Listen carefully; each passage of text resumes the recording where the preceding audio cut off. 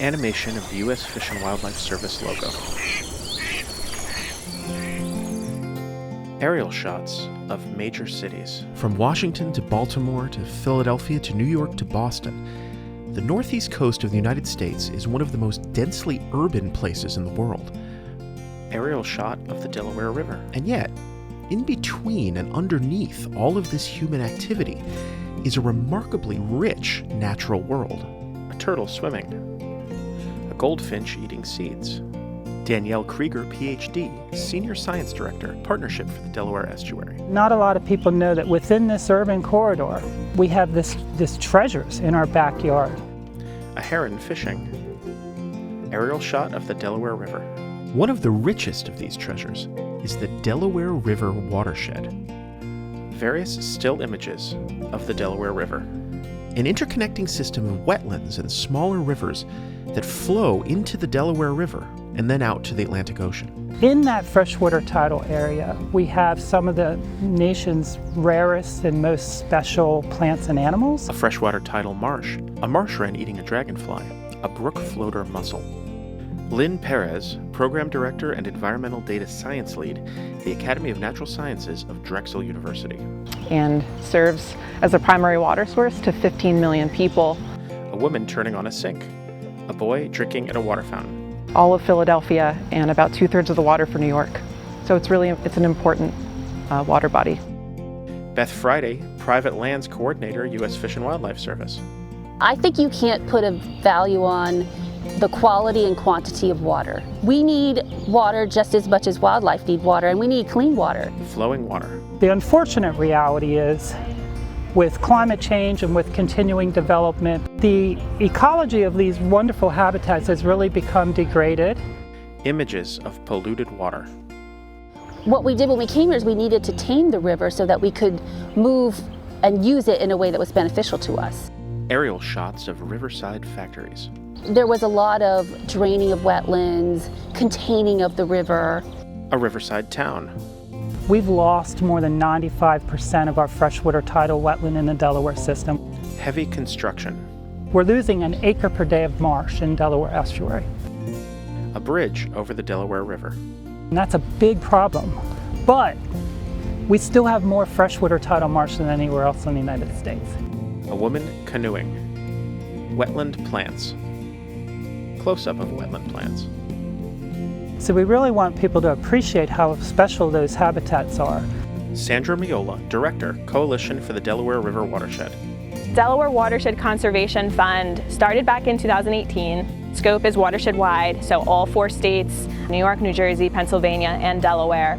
Map of the northeastern United States. It's been really exciting to see, the breadth of what this program has really been able to fund.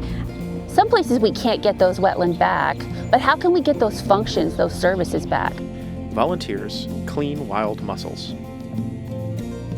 How can we do a restoration project that is going to put back those hydrologic services, those water cleaning services, the habitat services, the fish, the sport fish and recreational opportunities? Women installing breakwaters. There's also a lot of urban infrastructure that we don't see. So water management that's happening underground. Like literally if you are walking on a street in Philadelphia, there's water quality management happening just under your feet.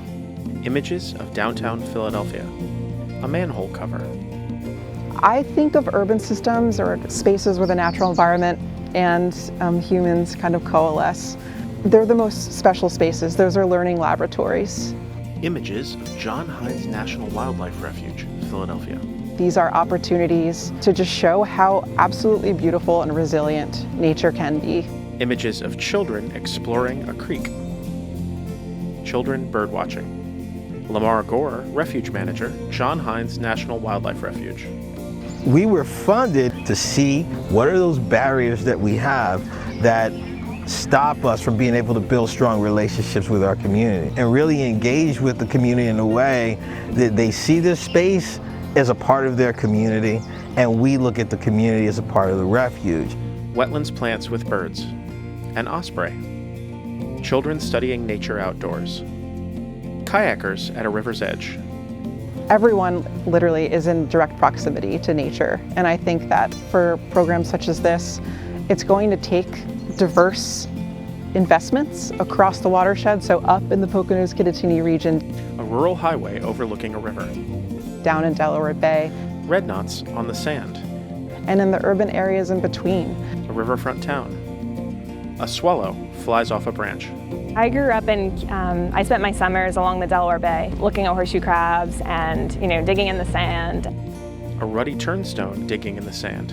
And it's always been so important to me to really make sure that we're really harnessing the collective power of all the folks that care about this river and care about this ecosystem to protect it and restore it. So, my kids and my grandchildren and someday my great-grandchildren can enjoy it. And just, that's really the vision here, like really making sure that this is here to stay and this can be enjoyed for not just the people of today, but for tomorrow.